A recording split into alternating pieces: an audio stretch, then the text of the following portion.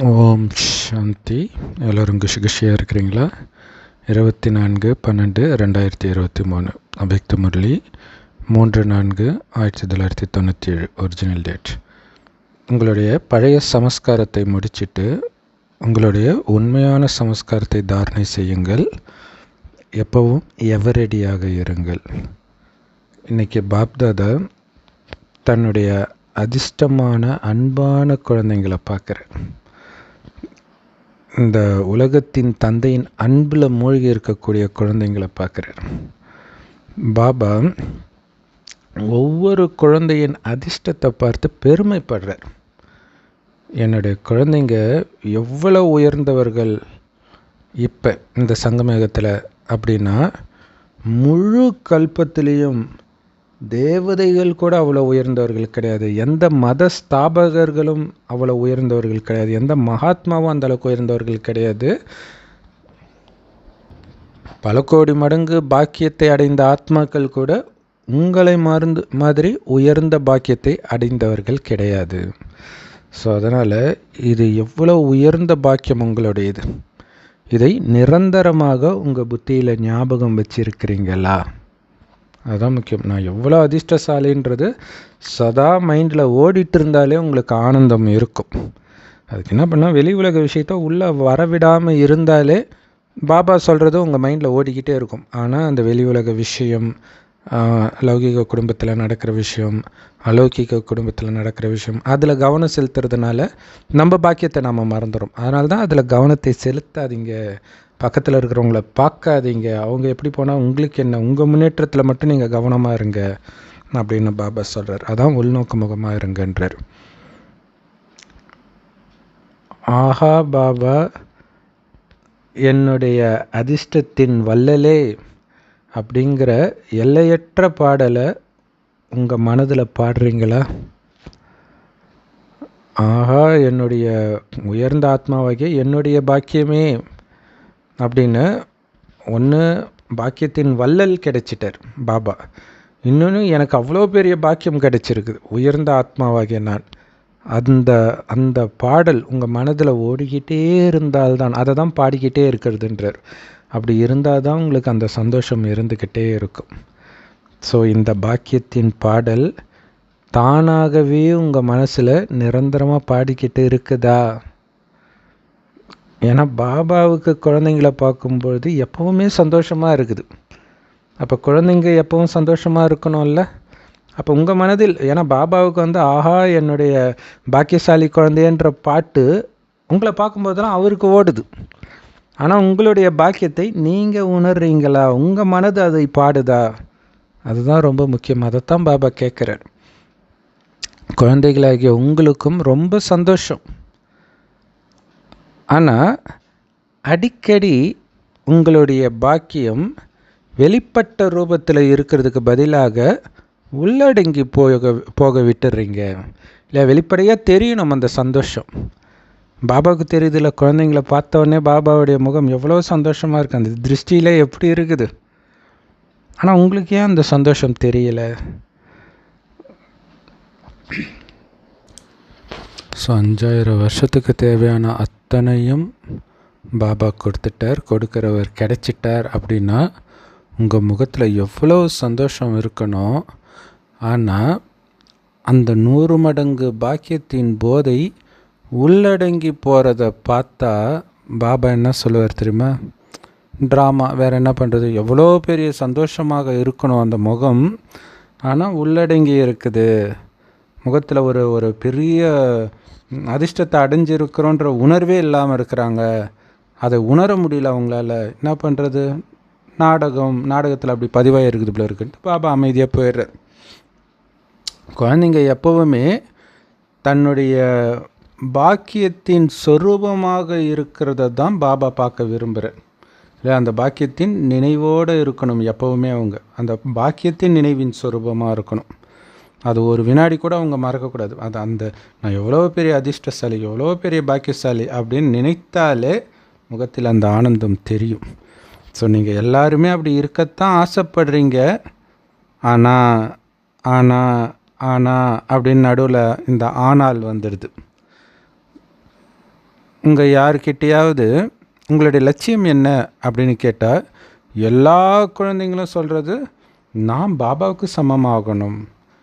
அதை தான் சொல்கிறாங்க.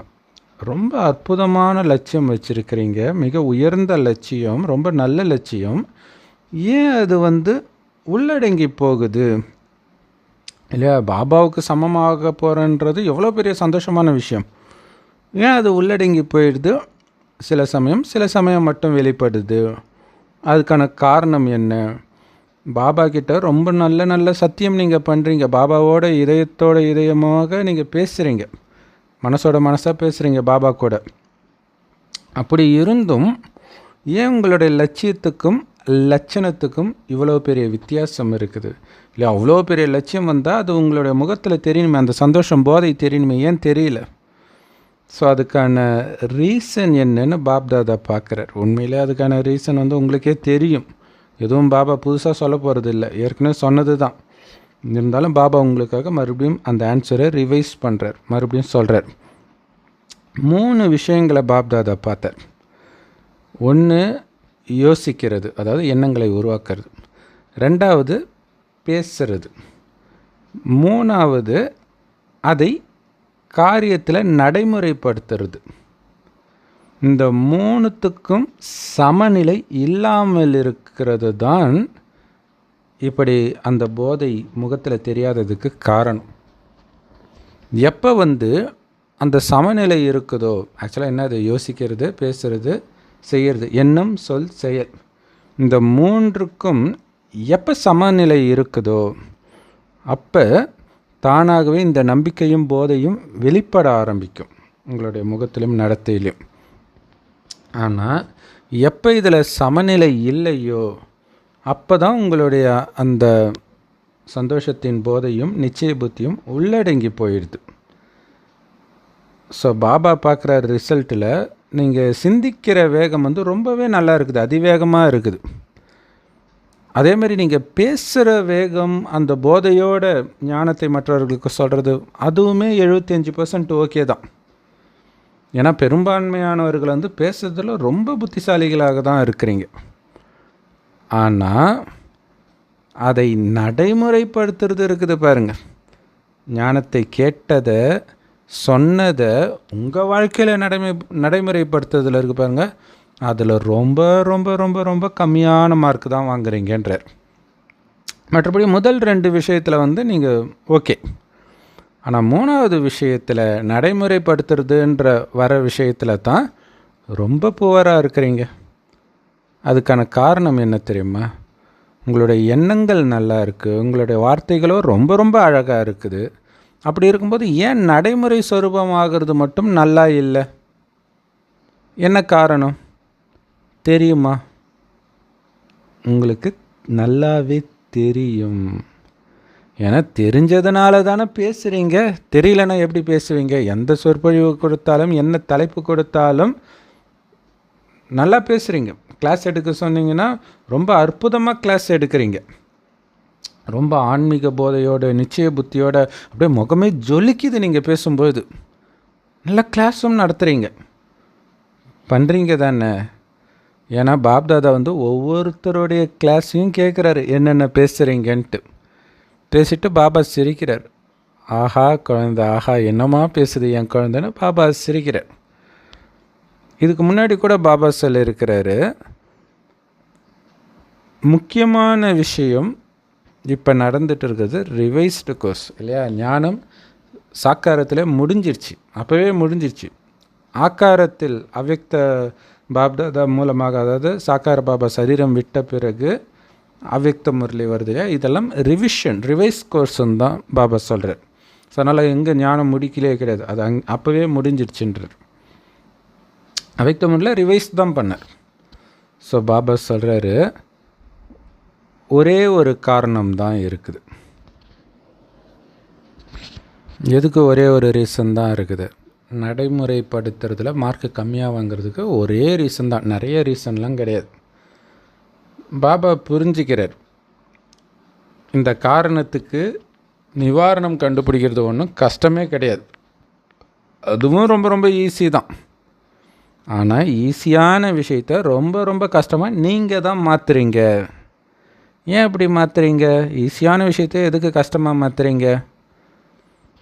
அதனால தான் உங்களுடைய போதை வெளிப்படையாக தெரிய வேண்டிய போதை உள்ளடங்கி போயிடுது. அதுக்கு ஒரே ஒரு காரணம்தான்.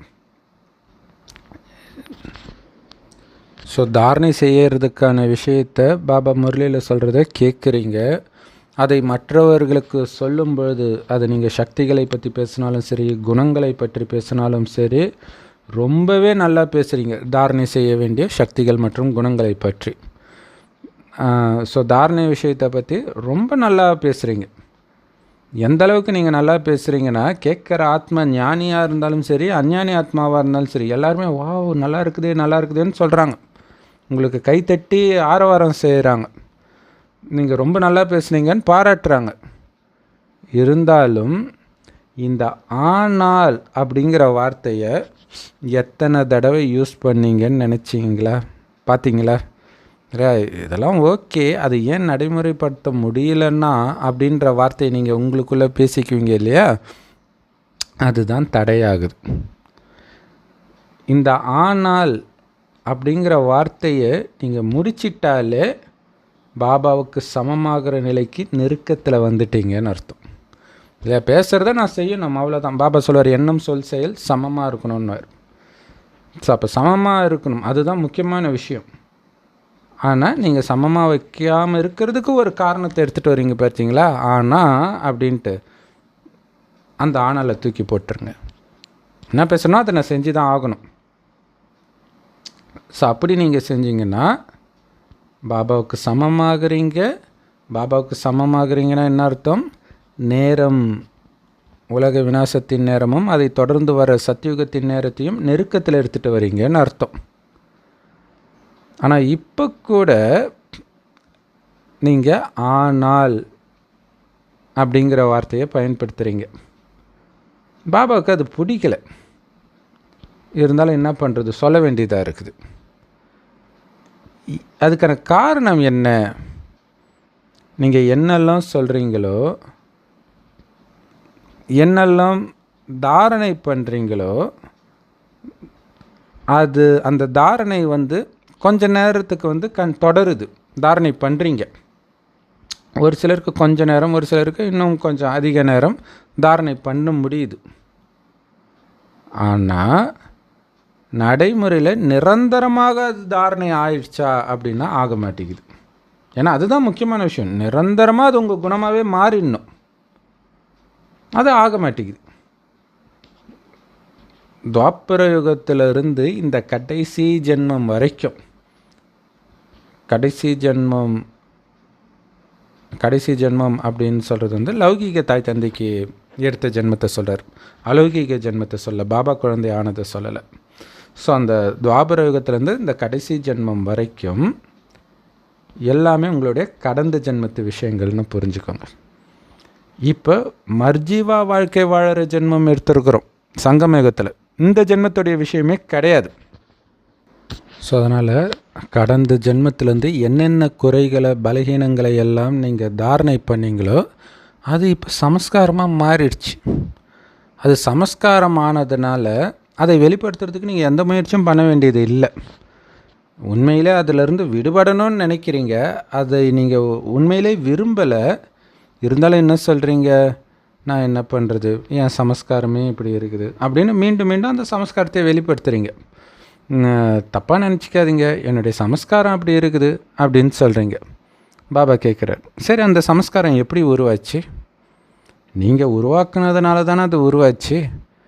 நீங்கள் அந்த தப்பான சமஸ்காரத்தை துவாபர யுகத்திலிருந்து உருவாக்கிட்டு இருக்கிறீங்க. அதன் மூலமாக உங்களையே அறியாமல் வலுக்கட்டாயமாக அந்த சமஸ்காரம் வெளிப்படுது. அப்புறம் நீங்கள் சொல்கிறீங்க, ஐயோ நான் என்ன பண்ணுவேன், என் சமஸ்காரமே இப்படி அப்படின்னு சொல்கிறீங்க. பாபா சொல்கிறாரு, அதனால் சமஸ்காரம் நீங்கள் விரும்பாட்டினா கூட தானாகவே நடைமுறை ரூபமாக ஆயிடுது இல்லையா? பாபா எதுக்கு சொல்கிறாரு, நீங்கள் நினைக்கிறது நல்ல லட்சியம் வைக்கிறீங்க, பேசுகிறது சூப்பராக பண்ணுறீங்க, ஏன் நடைமுறைக்கு வர மாட்டேங்குது? அதுக்காக சொல்ல வர்றார். அந்த பழைய விஷயமெல்லாம் நடைமுறைக்கு வருது. ஏன்னா அது சமஸ்காரமாக இருக்குது, அதனால் தானாக வெளிப்படுது. சிலர் கோபப்படுறாங்க, அதுக்கப்புறம் அவங்க சொல்கிறாங்க, தப்பாக நினச்சிக்காதீங்க, இது என்னுடைய சமஸ்காரம், அதான் கொஞ்சம் கத்தி பேசிட்டேன் அப்படின்னு சொல்கிறாங்க. பாபா சொல்கிறாரு, உங்களுடைய அந்த கோபத்தை உங்களுடைய சமஸ்காரமாக மாற்றிட்டீங்க. எப்படி? குறைகளை உங்களுடைய சமஸ்காரமாக மாற்றிட்டீங்க. அப்படி இருக்கும்போது ஏன் நிறைகளை உங்களுடைய சமஸ்காரமாக மாற்றலை? தெய்வீக குணங்களை ஏன் உங்களுடைய சமஸ்காரமாக மாற்றலை அப்படின்னு பாபா கேட்குறார். ஏன்னா கோபம் அப்படிங்கிறது அஞ்ஞானத்துடைய சக்தி. அஞ்ஞானத்துலேருந்து கோபம் வெளிப்படும்.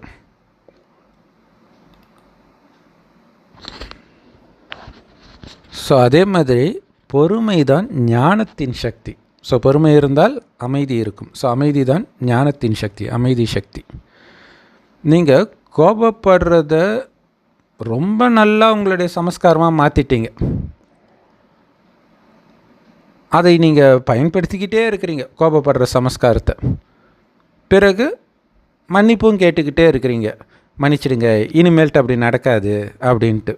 ஆனால் எதிர்காலத்தில் இன்னும் அதிகமாகவே அந்த கோபத்தை நீங்கள் வெளிப்படுத்திட்டு தான் இருக்க போகிறீங்க. ஏன் தெரியுமா? ஏன்னா அதை நீங்கள் உங்களுடைய சமஸ்காரமாக்கிட்டீங்க. பாப்தாதா ஒரே விஷயத்தை தான் உங்களுக்கு திரும்ப திரும்ப சொல்கிறார். பாபா சொல்கிற அந்த தெய்வீக குணங்களையும் ஞானத்தின் ஒவ்வொரு விஷயத்தையும் உங்களுடைய சமஸ்காரமாக மாற்றுங்க. அதுக்கு தான் அதை பற்றி சிந்தனையிலே மூழ்கி இருக்க தான் அது சமஸ்காரமாகும். இவன் அப்படி பண்ணான், இவன் அப்படி பண்ணான், அப்படி சொல்ல சொல்ல சொல்ல என்ன ஆகுது? உங்களுக்கு கோபம் வந்துருக்குது. இப்படி தான் பல ஜென்மமாக அவன் அப்படி பண்ணான், இது எப்படி நியாயம், இந்த மாதிரி எண்ணத்தை உருவாக்கி தான் கோபம் வந்துச்சு. அப்போ அமைதியாக இருக்கிறதுக்கு என்னென்ன எண்ணங்களை உருவாக்கணும்? அதுதான் ஞானத்தின் எண்ணங்கள். இது நாடகம், அது அவங்களுடைய நடிப்பு, அதில் நன்மை இருக்குது, இந்த மாதிரி விஷயம் சொல்கிறார். இதனால் என்னுடைய பாவம் அழியுது, அவங்க எனக்கு இப்போ கொடுக்குற பிரச்சனையினால் என்னுடைய பாவம் அழிகிற காரணத்தினால நாளைக்கு நான் தர்மராஜ் முன்னாடி போய் நிற்க வேண்டிய அவசியம் இல்லை. ஸோ தர்மராஜ் முன்னாடி நிற்கிறதுலேருந்து என்னை காப்பாற்றுறதுக்கு தான் அவர் வந்திருக்கிறாரு. ஸோ அவர் மேலே நான் கோபப்படக்கூடாது, தேங்க்ஸ் தான் சொல்லணும். இந்த மாதிரி எண்ணங்களை நீங்கள் உருவாக்குனீங்கன்னா என்ன ஆகும்? என்ன ஆனாலும் அமைதியாக இருக்கிறது உங்களுடைய சமஸ்காரமாக மாறிடும். அதுக்காக தான் ஞானத்தை உங்களுடைய சமஸ்காரமாக்குங்க, ஞான ரத்தினங்களோடு எப்பவும் விளையாடிட்டு இருங்க அப்படின்னு பாபா சொல்கிறார். ஸோ அதுக்கு தான் பாபா சொல்கிறார், மனசை ஃப்ரீயாக விட்டுறாதீங்க. விட்டிங்கன்னா பழைய சமஸ்காரம் டக்குன்னு வெளிப்பட ஆரம்பிச்சிடும், அதை தூண்டக்கூடிய சூழ்நிலை வந்துச்சுன்னா. ஸோ அதுக்கு தான் எப்பவுமே நான் அமைதியான ஆத்மா, பரம பவித்திர ஆத்மா, அதை ஆழமாக பதிய வைக்கிற மாதிரி முரளி பாயிண்ட்ஸை அசை போட்டுக்கிட்டே இருக்கணும். பாபா கேட்குறாரு, பிராமண ஆத்மாக்களுடைய உண்மையான சமஸ்காரம் எது? கோபப்படுறதா, பொறுத்துக்கிறதா? பொறுத்துக்கிறது, சகிச்சுக்கிறதும் தூய்மையின் சக்தியும் தானே உண்மையான சமஸ்காரம்.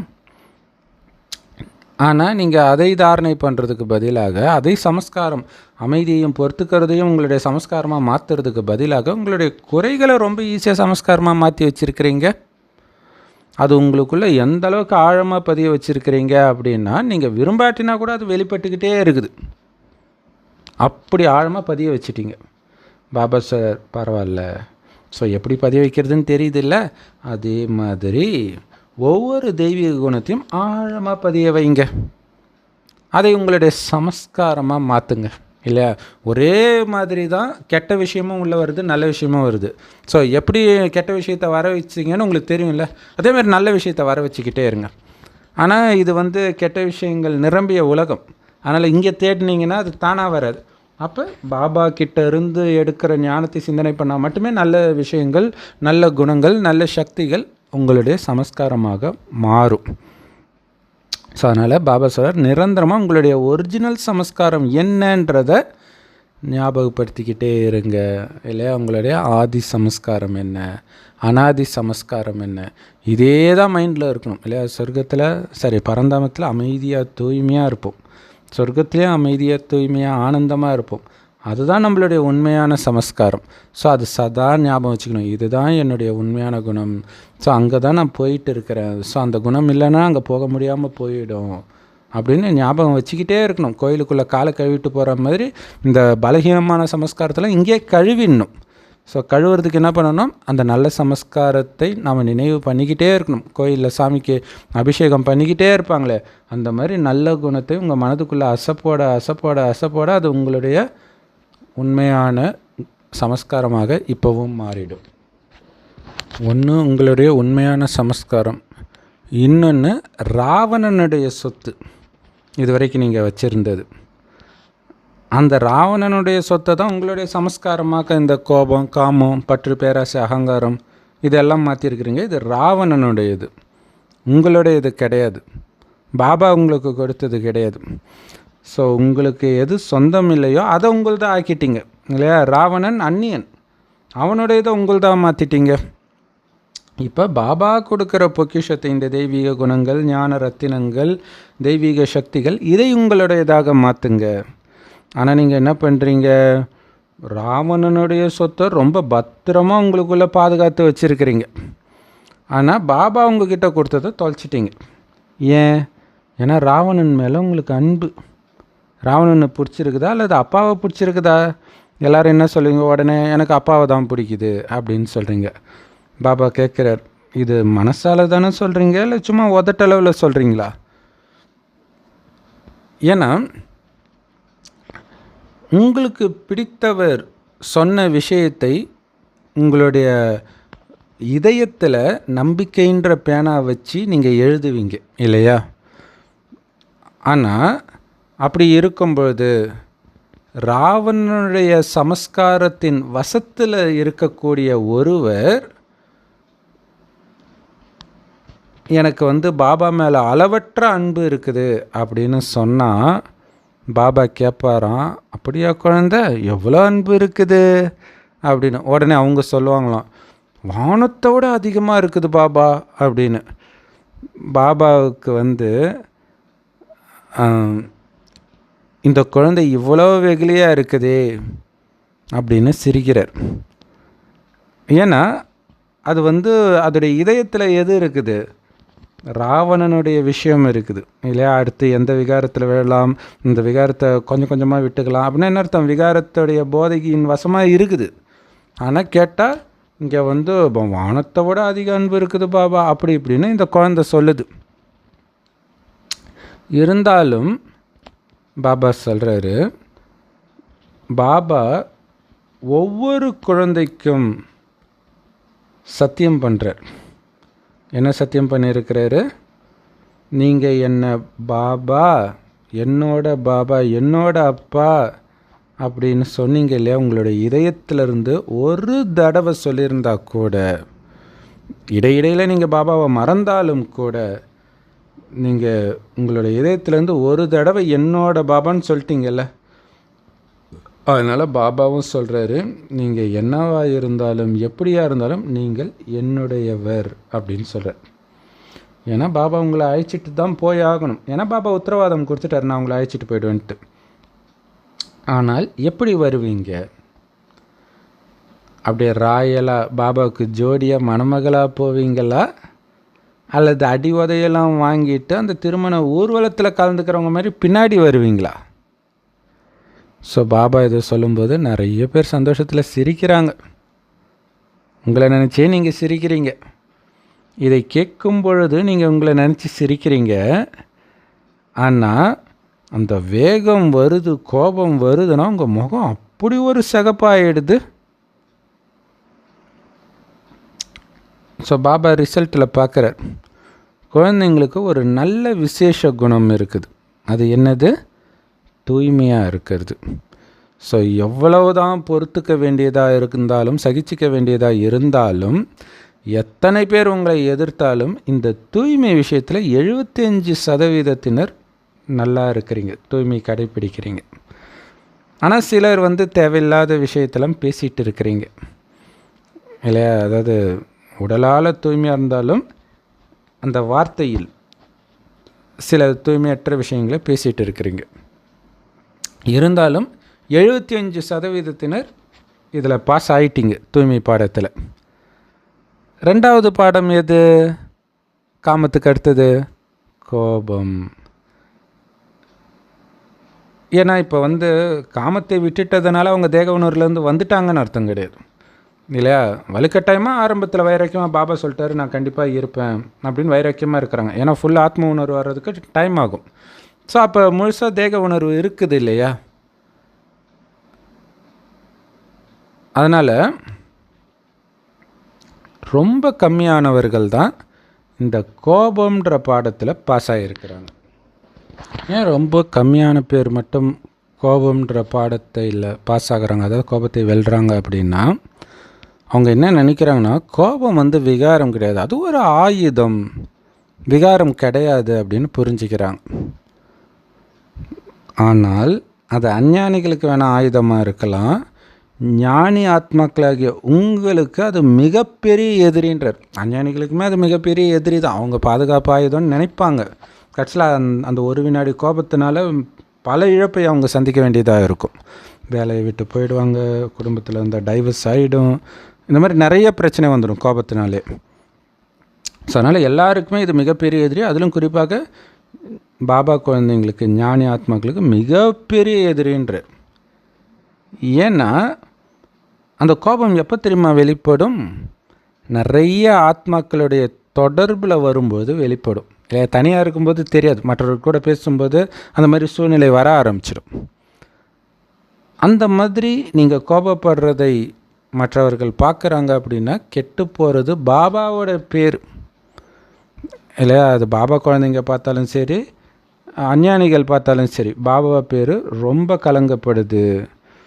ஏன்னா இதை பார்த்த உடனே மற்றவங்க நக்கலாக என்ன சொல்லுவாங்க, ஆஹா ஞானி ஆத்மாவை நாங்கள் பார்த்துட்டோம்ப்பா அப்படின்ட்டு போயிடுவாங்க. இதானே ஞானி ஆத்மா லட்சணம் அப்படின்ட்டு போவாங்க. கோபத்தில் பல ரூபங்கள் இருக்குது. ஒரு ரூபம் உங்களுக்கு நல்லாவே தெரியும், உங்களால் புரிஞ்சிக்க முடியும், அந்த மனிதன் கோபமாக இருக்கிறான், அது வெளிப்படையாக, அது எல்லாருக்கும் தெரியும்.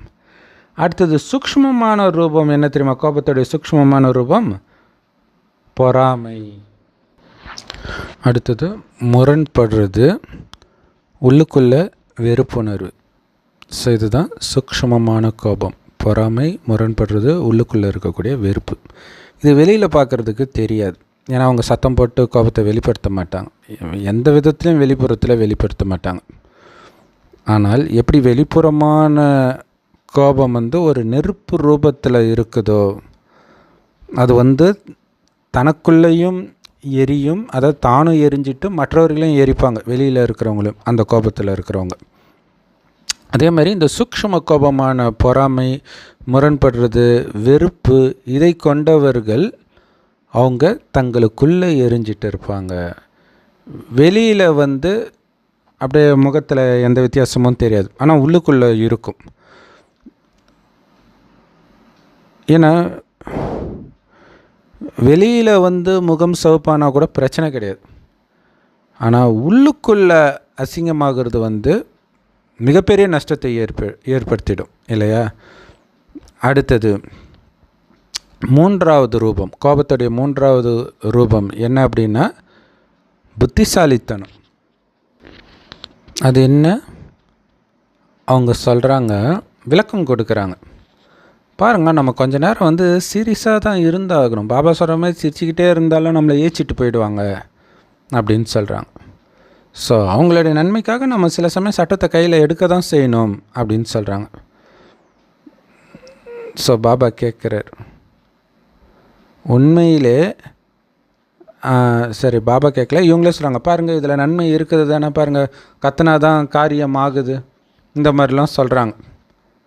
பாபா சொல்கிறாரு, உங்கள் யாருக்குமே சட்டத்தை கையில் எடுத்துக்கிறத உரிமையை நான் கொடுக்கவே இல்லையே. பாபா ஏதாவது முரளியில் சொல்லியிருக்கிறாரா நீங்கள் சட்டத்தை உங்கள் கையில் எடுத்துக்கலான்ட்டு? கோபப்படக்கூடாது, அதுதான் ஸ்ரீமத் இல்லையா? முரளியில் சொல்கிறது தான் ஸ்ரீமத். அதான் பாபா கேட்குற, முரளியில் எப்பயாச்சும் நீங்கள் கோபப்படலான்னு நான் சொல்லியிருக்கிறேன்னா, யார் சட்டத்தை தன் கையில் எடுத்துக்கிறாங்களோ அவங்களுக்குள்ள கோபத்தின் அம்சம் இருக்குதுன்னு புரிஞ்சுக்கணும். உண்மையிலே நிமித்த ஆத்மாக்கள் கூட சட்டத்தை தங்கள் கையில் எடுத்துக்கிறது கிடையாது. ஆனால் சில மாறுதல்கள் காலத்திற்கு ஏற்ப சட்டத்தில் வந்து சில மாறுதல்களை எடுத்துகிட்டு வராங்க, அப்டேட் பண்ணுறாங்க. மற்றபடி அந்த சட்டத்தை அவங்க கையில் எடுத்துக்கிறது கிடையாது. ஸோ நீங்கள் யாருமே சட்டத்தை உங்கள் கையில் எடுக்கக்கூடாது. அந்த சட்டத்தில் வந்து சில மாற்றங்களை எடுத்துகிட்டு வர்றதுக்கான உரிமை, அந்த அளவுக்கு மட்டும் உரிமை வந்து நிமித்த ஆத்மாக்களுக்கு இருக்க, அந்த உரிமை கூட எல்லோருக்கும் கிடையாது அப்படின்னு பாபா சொல்கிறார். ஸோ பாபா வந்து இன்றைக்கி அஃபிஷியலாக சில பாடங்கள் கற்றுக் கொடுக்குறார். அதனால் இதை வந்து அன்பாக ஏற்றுக்கோங்க. ஏன்னா பாப்தாதா எப்போ உங்களை சந்திக்க வராரோ அப்போ பாபாவுக்கு நீங்கள் எழுதின சத்தியத்தை எல்லாம் பார்த்து பாபா சிரிக்கிறார். பாப்தாதா பாபா வந்து இப்போ தான் உங்ககிட்ட சொன்னார், ஒவ்வொரு தெய்வீக குணத்தையும் உங்களுடைய உண்மையான சமஸ்காரமாக மாற்றிடுங்க அப்படின்ட்டு. அதை நீங்கள் அடிக்கோடிட்டீங்களா, அண்டர்லைன் பண்ணிங்களா? அண்டர்லைன் பண்ணிக்கோங்க, அது ரொம்ப முக்கியம். சமஸ்காரமாக மாற்றிடணும், அதுதான் இங்கே வேலையே இல்லையா? சத்தியுகத்தின் சமஸ்காரத்தை இங்கே எடுத்துகிட்டு வர்றதுக்கு தான் இந்த ஞானமே. அப்படி நீங்கள் உண்மையிலே அடிக்கோடிட்டீங்க அப்படின்னா சொல்லுங்கள், பாபா அமைதியின் சொரூபமாக இருக்கிறது என்னுடைய சமஸ்காரமாக ஆயிடுச்சு அப்படின்னு சொல்லுங்கள். பொறுத்துக்கிறது, சகிச்சிக்கிறது என்னுடைய சமஸ்காரமாக ஆயிடுச்சு இப்போ அப்படின்னு சொல்லுங்கள். பெரும்பான்மையானவர்கள் சின்ன வயசில் நம்ம அப்படி தான் இருப்போம் இல்லை, மிஸ் திட்டினாலும் நம்ம அமைதியாக தான் இருப்போம், அடித்தாலும் அமைதியாக தான் இருப்போம். அது இருந்துச்சு. பாதியில் வந்து முன்ஜென்மத்து சாத்தான்லாம் வெளிப்பட ஆரம்பிச்சிடுச்சு வயசாக. ஸோ இப்போ மீண்டும் அந்த அமைதி ஸ்வரூபத்தில் இருக்கிறது தான் உங்களுடைய சமஸ்காரமாக இருக்கணும் எவ்வளோ வயசானாலும். அடுத்த 2500 வருஷத்துக்கு இந்த குணம் தொடரப்போகுது. அந்தளவுக்கு ஆழமாக பதிய வைங்கன்றார். ஸோ அதை வந்து அமைதியாக இருக்கிறத உங்களுடைய உண்மையான சமஸ்காரமாக மாற்றி அடுத்த 5-6 மாதத்தில் பாபாவுக்கு காட்டுங்க இந்த ரிசல்ட்டை. ஸோ அதுக்காக தான் பாபா இப்போ இருக்கிற ரிசல்ட்டை சொல்கிறார். இப்போ அந்த மாதிரி யாரும் மாறல, 5-6 மாதத்தில் மாறி இருக்கணுன்றார். பாபாவுக்கு வந்து நிறைய இந்த கோபம் பற்றிய புகார்கள் வருது. சின்ன வயசில் இருக்கிறவங்க அல்லது புது பாபா குழந்தையிலேருந்து பழைய பாபா குழந்தை, வயசான பாபா குழந்தை எல்லாருமே ஏதோ ஒரு ரூபத்தில் கோபப்படுறாங்க, பல ரூபத்தில். ஸோ இதுக்கு மேலே பாபா இப்போ வெளிப்படுத்தலை. நிறைய இன்ட்ரெஸ்டான கதையெல்லாம் வருதான் பாபா கிட்ட. இந்த சென்டரில் இப்படி நடக்குது பாபா, அங்கே அப்படி நடக்குது பாபா, இவங்க இப்படி கோபப்படுறாங்க, அப்படி இப்படின்னு பாபாவுக்கு வருது. ஸோ பாபா கேட்குறார், உங்களுக்குள்ளே இருக்கிற கோபத்தை என்ன பண்ண போகிறீங்க இன்னையிலேருந்து? அதுக்கு விடை கொடுத்துடலாமா? டாட்டா காட்டிடுவீங்களா? ரொம்ப எச்சரிக்கையாக இருங்க.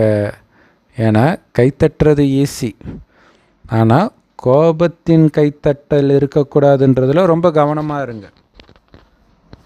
பாபா வந்து மீண்டும் மீண்டும் நீங்கள் கோபப்பட்டாங்க, இவங்க கோபப்பட்டாங்க, அவங்க கோபப்பட்டாங்கன்றத கேட்கவே விரும்பலை. இருந்தாலும் இப்போ கேட்டுட்ருக்கிறார், ஏன்னா கருணை இருக்குது பாபா கிட்ட. ஆனால் இனிமேல்ட்டு பாபா வந்து இந்த விஷயத்தை கேட்க விரும்பலை. என்ன விஷயம்? பாபா நான் கோபப்பட மாட்டேன்னு சத்தியம் பண்ண பாபா, இருந்தாலும் அது மறுபடியும் வந்துடுச்சு பாபா, நான் என்ன பாபா பண்ணுறது அப்படின்னு இனிமேல் சொல்லாதீங்க. நீங்கள் விரும்பலை, ஆனால் அது தானாக வந்துடுச்சுன்றீங்க. பாபா சொல்கிறாரு, இதை வந்து மாயா கிட்ட புரிய வைங்க, கோபத்துக்கிட்ட புரிய வைங்க. எனக்கு தான் உன்னை பிடிக்கல, நீ எதுக்கு இங்கே வர அப்படின்னு அதுக்கிட்ட பேசி புரிய வைங்க. இந்த முயற்சி நீங்கள் தான் பண்ணணும். பாபாவா பண்ணுவார்? பாபா முயற்சி பண்ணுவார், குழந்தை பரிசு எடுத்துகிட்டு போகுமா? ஸோ இந்த முயற்சி அப்பா பண்ண மாட்டார், நீங்கள் தான் பண்ணணும். அதனால் நான் சத்தியம் பண்ண அப்புறம் மறுபடியும் வந்துடுச்சு இந்த மாதிரி சத்தியம்லாம் பண்ணாதீங்க, உறுதியாக இருக்கணும். பாப்தாதா 5 மாதத்தில் உங்களுடைய ரிசல்ட்டை பார்ப்பார். நீங்கள் பாப்தாதாவுக்கு ரிசல்ட் அனுப்புனாலும் அனுப்பாட்டினாலும் பாப்தாதாவுக்கு மெசேஜ் வந்துடும், ரிசல்ட் வந்துடும். அதனால் உங்களுடைய ரிசல்ட்டில் ஐயோ நான் என்ன பண்ணுறது பாபா, மறுபடியும் அது நடந்துடுச்சு, சூழ்நிலை அப்படி ரொம்ப மோசமாக இருந்துச்சு பாபா, அதனால தான் கோபப்பட்டேன் பாபா, இந்த மாதிரிலாம் உங்கள் ரிசல்ட் இருக்கக்கூடாது. என்ன பாபா வந்து இப்படி பாருங்கள் பாபா, அதனால தான் இப்படி வந்துச்சுன்னு பாபாவையே வேறு மாதிரி பார்க்க சொல்கிறீங்களா? அவ்வளோ புத்திசாலியாக இருக்கிறீங்க குழந்தைங்க. நீங்கள் சொல்கிறீங்க பாபா சின்ன சின்ன விஷயம்னா நாங்கள் வந்து கடந்துடுவோம் பாபா, இது வந்து ரொம்ப பெரிய சிச்சுவேஷன் பாபா, அதனால தான் கோபம் வந்துடுச்சு பாபா அப்படின்னு சொல்கிறீங்க. பாபா கேட்குறார், ஓ இப்போ வந்து சிச்சுவேஷன் மேலே பழி போடுறீங்க. சிச்சுவேஷன் என்ன பண்ணிச்சு, அது வருது போகுது, மறுபடியும் 5000 வருஷம் கழிச்சு மறுபடியும் அதே சுச்சுவேஷன் வருமே. இப்போ அந்த சுச்சுவேஷனை நீங்கள் இப்போ பழி சொல்கிறீங்க இல்லையா, 5000 வருஷம் கழிச்சும் இதே மாதிரி சுச்சுவேஷனை நீங்கள் பழி சொல்லுவீங்க. யாருக்கு நஷ்டம்? அதனால் இனி பண்ணாதீங்க. நான் என்ன பண்ணுவேன் அப்படிங்கிற எண்ணமே வேண்டாம் இல்லையா. அப்போ அதுதான் நான் அமைதியாக இருப்போன்றது உங்களுடைய சமஸ்காரமாக ஆழமாக பதிய வைங்க. சகிச்சுக்கிறது உங்களுடைய சமஸ்காரமாக பதிய வைங்கன்றார். அதனால தான் விலகி இருங்க, சூக்ஷ்மதனத்திலே இருங்க, நிறைய யுக்தி சொல்கிறாருல. ஸோ கீழே வந்ததுனால தானே பிரச்சனை. ஸோ இன்னும் பின்னாடி சொல்லுவார், அக்கம் பக்கத்தில் பார்க்காதீங்கன்ட்டு. அதனால் என்ன பண்ணுவேன், மறுபடியும் கோபம் வந்துடுச்சு சொல்லாதீங்க. ஸோ எல்லா விகாரத்துக்குமே இது பொருந்தும். பாப்தாதா குறிப்பாக இந்த கோபத்தை பற்றி என்ன சொல்லிட்டு இருக்கிறார் தெரியுமா? ஏன் கோபத்தை பற்றி மட்டும் சொல்கிறார் தெரியுமா குறிப்பாக? ஏன்னா நீங்கள் கோபத்துக்கு விடை கொடுத்துட்டிங்கன்னா கூடவே பொறாமை, பேராசை, ஆசை இது எல்லாமே அதில் வந்துடுதுன்றார். ஏன்னா இந்த பேராசைன்றது காசுக்காகவும் சாப்பாட்டுக்காகவும் மட்டும் இருக்கிறது கிடையாது. பலவிதமான பேராசை இருக்குது, ஞானத்திலும் சரி அஞ்ஞானத்திலும் சரி. எந்த விதமான ஆசையும் பேராசையே இல்லையா. ஸோ பாபா சொல்கிறாரு, எப்போ இந்த கோபம் முடியுதோ அப்போ தானாகவே இந்த பேராசையும் முடிஞ்சிடும்ன்றார், அகங்காரம் கூட முடிஞ்சிடும்ன்றார். அதனால தான் வெறும் கோபத்தை மட்டும் சொல்கிறார். ஏன்னா கோபத்தோடு சேர்ந்து இதெல்லாம் கூட போயிடும். உங்களுக்கு சில சமயம் அகங்காரம் இருக்குது தானே, நான் சீனியர், நான் புத்திசாலி, எனக்கு எல்லா ஞானமும் தெரியும், என்னை யாருன்னு நினச்சிட்ருக்கிறார் அப்படிலாம் வருது தானே உங்களுக்கு எண்ணம், வார்த்தையாக கூட வருது தானே. அப்போ என்ன ஆகுது, அந்த எண்ணம் வந்தோடனே என்ன ஆகிடுது, கோபமாகிடுது. அதனால் கோபத்துக்கு விடை கொடுத்தீங்கன்னா கூடவே அகங்காரமும் பேராசையும் போயிடும். அதனால தான் பாபா தனியாக பேராசையை பற்றி சொல்லலை, அதுக்கு பதிலாக இந்த கோபத்தை அடிக்கோடிடுங்கள் இல்லையா. கொஞ்சம் கூட யார் மேலேயும் பொறாமையோ பேராசையோ இல்லைன்னா உங்களுக்கு எப்படி கோபம் வரும்? அதே மாதிரி அகங்காரம் இல்லைன்னா எப்படி கோபம் வரும்? ஸோ அப்போ என்ன ஆனாலும் கோபம் இல்லைன்னா அமைதியாக பணிவாக இருப்பாங்க. இப்போ பணிவாக இருந்தாலே தானாகவே அகங்காரம் இல்லாட்டினா தான் உங்களால் பணிவாக இருக்க முடியும், பேராசை இல்லாட்டினா தான் உங்களால் பணிவாக அமைதியாக இருக்க முடியும். ஸோ அதனால் பாபா சொல்கிறாரு, இதை நீங்கள் உங்கள் சமஸ்காரமாக மாற்றிக்குவீங்களா? அமைதியும் சகிச்சிக்கிறதும் உங்களுடைய ஒரிஜினல் சமஸ்காரமாக மாற்றிடுவீங்க தானே. ஸோ மாற்றுவேன்னு சொல்கிறவங்களும் கை தூக்குங்க, எல்லாரோடைய ஃபோட்டோவையும் எடுங்கன்னு பாபா சொல்கிறார். இப்போ பாபா கொஞ்சம் வாழ்த்துக்களையும் சொல்கிறார். நிறைய வாழ்த்துக்கள் சொல்லலை. ஏன் நிறைய இப்போ சொல்லலை அப்படின்னா, பாபா ரிசல்ட்டு பார்ப்பார் இல்லையா 5-6 மாதம் கழிச்சு. அப்போ பாபா மட்டும் இல்லை, சூக்ஷ்மலோகத்தில் இருக்கக்கூடிய தேவதைகளும் சத்தியுகத்தில் இருக்கக்கூடிய தேவதைகளும் கூட ஆஹா ஆஹான்ற மலர் மழை பொழிவாங்க உங்கள் மேலே அப்படின்னு சொல்கிறார். ஸோ அதுதான் மிகப்பெரிய வாழ்த்துக்கள், அதை வாங்குங்க. இப்போதைக்கு கொஞ்சம் வாழ்த்து மட்டும் சொல்கிறேன் அப்படின்னு பாபா சொல்கிறார். இன்னையிலிருந்து நீங்கள் ஒவ்வொருத்தரும் உங்களை மட்டும்தான் பார்க்கணும், மற்றவர்களை பார்க்கக்கூடாது. மற்றவர்களை பார்க்கக்கூடிய அந்த மனம்ன்ற கண்ணை மூடிடுங்க. ஏன்னா இந்த ஸ்தூல கண்ணை உங்களால் மூட முடியாது இல்லையா. சேவை செஞ்சால் கண்ணை மூடிட்டா சேவை செய்ய முடியும். ஆனால் உங்கள் மனதோடைய கண்ணை மூட முடியும் தானே. எதில் இருந்து மூடணும்? உங்கள் கூட இருக்கிற 2வது ஆள் 3வது ஆள் என்ன பண்ணுறாங்கன்றத பார்க்குற மனக்கண்ணை மூடுங்கள். அவங்கள நான் பார்க்கக்கூடாது அப்படின்னு உங்கள் மைண்டுக்கு கட்டளை போடுங்க. ஏன்னா பாபா இதை அவ்வளவு அழுத்தத்தோடு சொல்கிறார்.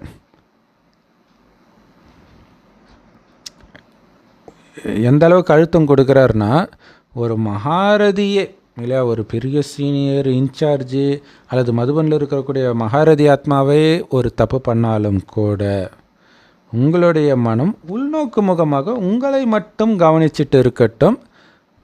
மற்றவர்களை பார்க்கவோ கேட்கவோ, அவங்க மகாரதிகள் பண்ணுற தப்பை பார்க்கவோ கேட்கவோ செய்யாதீங்கன்ற எவ்வளோ சூப்பரான விஷயம் பார்த்தீங்களா. அப்போ இதே பாபா இன்னொரு முறையில் சொல்லியிருக்காரு, ஏதாவது தப்பு நடந்துச்சு அப்படின்னா ஃபஸ்ட்டு பார்க்காதீங்க இதெல்லாம் சொல்லுவார். சொல்லிவிட்டு நீங்கள் நிமித்த ஆத்மா கிட்ட சொல்லிவிட்டு மனசுலேருந்து ஃப்ரீ ஆக்கிடுங்க. அது கூட சுபபாவனையில் சொல்லிவிட்டு விட்டுருங்கன்றார். அதையே மைண்டில் வச்சுக்காதீங்கன்றார். அப்போ நிமித்த ஆத்மா என்ன பண்ணுவாங்க? நிமித்த ஆத்மா கொஞ்சம் பக்குவப்பட்ட நிலையில் இருப்பாங்க. அவங்க அதை கண்டுக்க மாட்டாங்கன்றதுக்காக இது சொல்கிறது தான் இது ஆக்சுவலாக. அப்போ நம்ம பார்க்கணும் ஸோ அந்த பக்குவம் நீங்கள் அடைஞ்சிட்டிங்கன்னா நீங்கள் மற்றவர்களை பார்க்கவும் மாட்டீங்க. பார்த்தா தானே குறை தெரியறதுக்கு, தெரிஞ்சால் தானே போய் கம்ப்ளைண்ட் பண்ணுறதுக்கு. ஸோ பாபா சொல்கிறாரு, இன்னும் ஒரு இன்ட்ரெஸ்டான ஒரு விஷயத்தை நான் சொல்லட்டா அப்படிங்கிறார். ஸோ பாப்தாதா இன்றைக்கி எல்லாத்தையும் ரொம்ப தெளிவாக புரிய வைக்கிறேன். ஸோ அதனால் உங்கள் மனசு ஒன்றும் கஷ்டப்படலையே. சரி, பாபா வேறு ஒரு விஷயத்தை ரொம்ப தெளிவாக இப்போ சொல்கிறேன். பாப்தாதா பெரும்பான்மையான பாபா குழந்தைங்க அடிக்கடி, எப்பவும் கிடையாது, ஆனால் அடிக்கடி மகாரதிகளுடைய விசேஷ குணத்தை அவ்வளவா பார்க்கறது கிடையாது. அதுக்கு பதிலாக அவங்களுக்கு பலகீனம் இருக்கும் பாருங்கள், அது ரொம்ப ஆழமாக பார்க்குறாங்க லென்ஸ் வச்சு. அதை வேறு ஃபாலோ பண்ணிகிட்டே வராங்க. அது உண்மையிலே பண்ணுறாங்க தானா, என்னென்ன பண்ணுறாங்க அப்படின்னு ஃபாலோ பண்ணிட்டு இருக்கிறாங்க.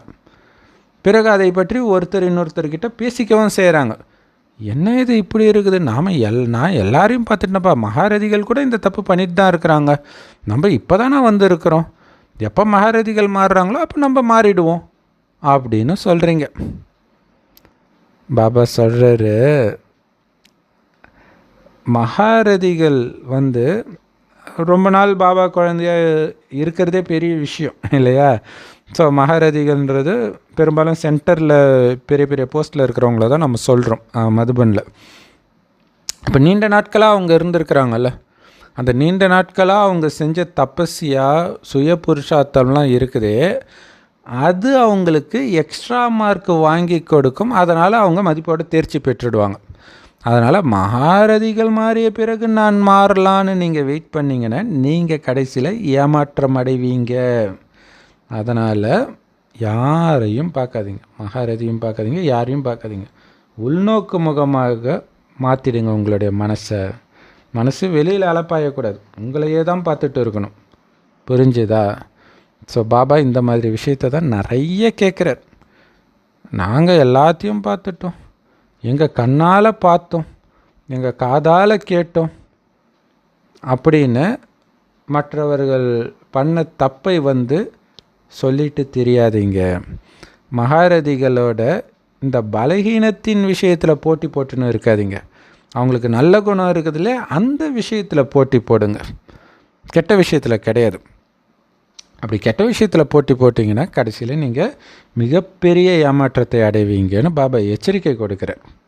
ஏன்னா பாபாவுக்கு கருணை வருது. ஏன்னா மகாரதிகளுடைய நம்பிக்கை அஸ்திவாரம் இருக்குது இல்லையா, அது துண்டிக்கப்படாமல் ஆடாமல் அசையாமல் இருக்குது. அதனால தான் அவங்களால இவ்வளோ நாள் இருக்க முடியுது சென்டர்லேயோ அல்லது மதுபன்லேயோ.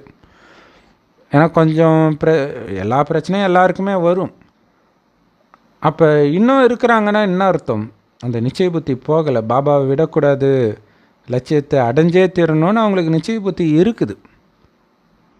அதுக்காகவே அவங்களுக்கு எக்ஸ்ட்ரா மார்க்கு கிடைக்கும்னு பாபா சொல்கிறார். ஸோ அதனால் அவங்க தப்பு பண்ணுறாங்களா அப்படின்னு மனக்கண்ணை வச்சு பார்த்துட்டு இருக்காதீங்க. அந்த கண்ணு மூடியே இருக்கட்டும் உங்கள் மனக்கண்.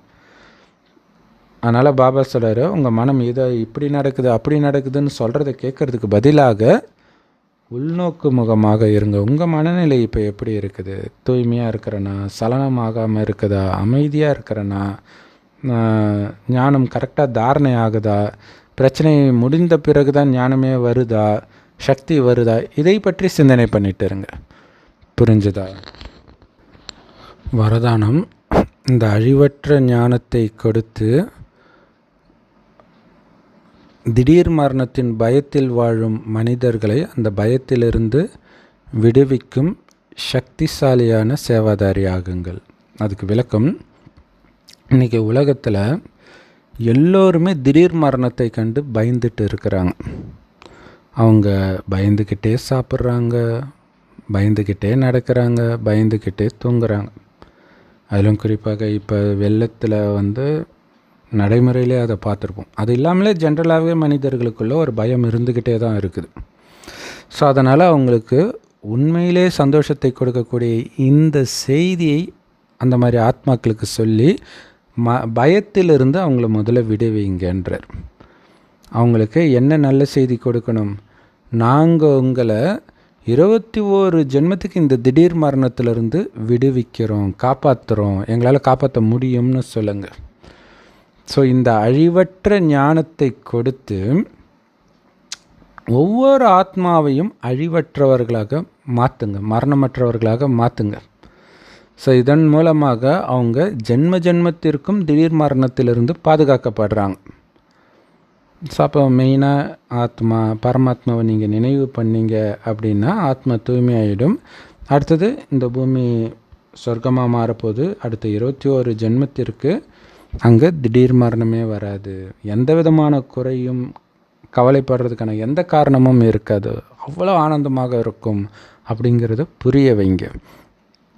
உங்களுடைய அமைதி மற்றும் சுகத்தின் அதிர்வலைகள் மூலமாக, அப்போ உங்களுக்குள்ள அமைதியும் சுகமும் இருக்கணும், அது ரொம்ப முக்கியம். இன்றைக்கி முரளி ஃபுல்லாகவே அதை பற்றி தான் இல்லையா?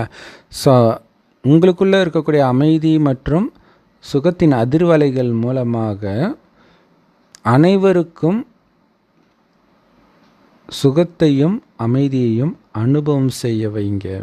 சக்திசாலியான சேவாதாரியாகி சுகம் சாந்தியை அனைவரையும் அனுபவம் செய்ய வைங்க இல்லையா? அப்போ சக்திசாலியான சேவாதாரியாகி சுகம் மற்றும் அமைதியின் அதிர்வலைகளை பரவி செஞ்சு எல்லோரும் அதை அனுபவம் செய்ய வைங்க அப்படிங்கிறார். நேற்று முரளியில் சொன்னார் இல்லையா, நீங்கள் பவர்ஃபுல்லாக ஆத்மஸ்வரூபத்தில் இருந்தீங்க அப்படின்னா உங்கள் தொடர்பில் வரவங்க உடலையே மறந்துடுவாங்கன்றார். ஸோ அந்த மாதிரி ஒரு பக்கம் யோகமும் பக்காவாக இருக்கணும், ஞானமும் அன்பாக இனிமையாக சொல்லணும். ஸ்லோகனில் பாபா சொல்கிறாரு, அதே தான் பாபா ஸ்லோகன்லேயே சொல்கிறார், நீங்கள் எப்போ சேவையும் நினைவும் சமமாக இருக்குதோ அப்போ தான் எல்லாருடைய ஆசீர்வாதத்தையும் உங்களால் அடைய முடியுன்றார். ஏன்னா அந்த யோகத்திலிருந்து சொல்லும்போது தான் அப்படியே மெய்மறந்து கேட்பாங்க. ஸோ கடவுளே நேரடியாக சொன்ன மாதிரி அவங்களுக்கு அனுபவமாகும். அப்போ தான் அவங்களுடைய மனம் அப்போ அந்த ஞானம் அவங்களுக்கு டச் ஆகிடுச்சினாலே ஒவ்வொரு வினாடியும் அவங்களால தான் எனக்கு இந்த ஞானம் கிடச்சிது, அவங்களுடைய அந்த பார்வை புன்னகை இதெல்லாம் என்னமோ பண்ணிச்சு, ஸோ பாபாவே அவங்களுக்குள்ளே பேசின மாதிரி இருந்துச்சு அப்படின்னு அதுக்கப்புறம் சொல்லுவாங்க இல்லையா? அதுதான் அவங்க உங்களுக்கு கொடுக்குற ஆசீர்வாதம். ஸோ அதுக்கு காரணம் என்ன? யோகத்தோடு சேவை பண்ணிங்க. யோகா தனியாக, சேவை தனியாக கிடையாது. ஓம் சாந்தி. செம்ம powerful Murali. Love you Bap Dada. Thank you Bap Dada. குஷி குஷியாக இருங்க, குளிர்ச்சியாக இருங்க.